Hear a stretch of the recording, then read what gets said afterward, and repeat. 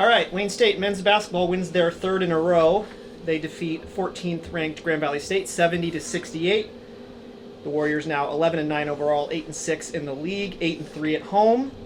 Joined by head coach Bryan Smothers and junior forward Jotham Nweke. Coach, a game that obviously you guys really want. It's a rivalry. At their place, you lost by 9, 81-72. And I know that left a bitter taste in your guys' mouth. And now as you try to gain some steam towards the GLIAC tournament, you've won 6 of your last 9. Kind of been up and down here. Wins 3 in a row, lose 3 in a row, win 3 in a row. Yeah. Threw a lot at you there, but just some thoughts about your guys' effort today. Yeah, again, man, it's one of those things where our guys are so, strong-willed right now in this moment based on their experiences, thus far this year. And so whether that's our preseason training, our non-conference games, the good and the bad, the gritty and not pretty days and things that go on, our ability right now to respond to things in a game. When the other team makes a run, we find a way to respond. There's a connectedness that is developing. It's not all where it needs to be, and it will get to, but it's showing itself. And I thought, the last 2 games, the last 4 minutes, both of those games, we were the toughest team. We were the more disciplined team. We were the strongest team, and that's leading to some of that success for us. So you win at Ferris 75-73, Davenport on Thursday 77-68, and now this win.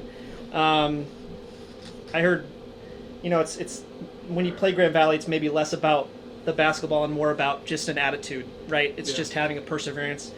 14 lead changes, 12 ties, no team led by more than 6. It was just about scoring more points than them, right? And how did you get there with your guys? For sure, yeah, and they're so good, man.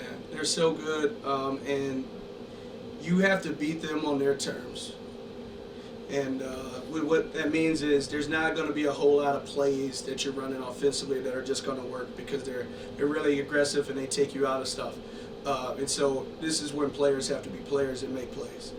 And so I thought that our players made plays. We made 7 threes all in the second half today, which was really huge. I thought if we rebounded a little bit better, we would, might have had an advantage. I'm excited to watch the tape.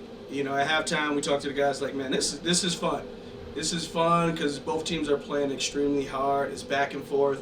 And, honestly, I'm drawing a blank right now on everything that happened in the game. We were right there, and then we were down, and then somehow we got the lead back. And, next thing I look up, we got the lead, and they're fouling us. And we're making free throws, and, a lot of stoppages and extra time, and so many things could have happened that didn't go our way, but we just stuck with it. We'll talk about Joe here in a second, but Jordan Briggs played all but 53 seconds. He was out there for 39 minutes and 7 seconds out of 40 minutes of game time. 27 points, 12 of 23. I think he's always at the front of the game plan offensively, but you could see late, a couple screens here and there, try to get him cutting, moving, however you can get number 2 the ball. What do you see from Jordy out there? It's when you have a really good player, and we have several of them, the attention that they receive, it allows you to kind of utilize that to create opportunities for others. Jordy being really the most experienced player on our team, especially in our backcourt, he understands their style of play and what you need to do in order to have success. So that's the comfort level for us, is that, okay, he knows how they pressure, he knows kind of what they're doing, and so using that to help strengthen others at times was a large part of that, while everybody else grows in that over the course of the game. So especially early on, I took him out early in the first half and gave him that blow. I thought it was longer than 53 seconds, but you need multiple ball handlers on the court versus them, and so he had to play a ton. Jotham, your second double-double as a Warrior, 15 points, 12 boards, 2 steals. You were +9 while on the court. That was the best of anybody, both teams.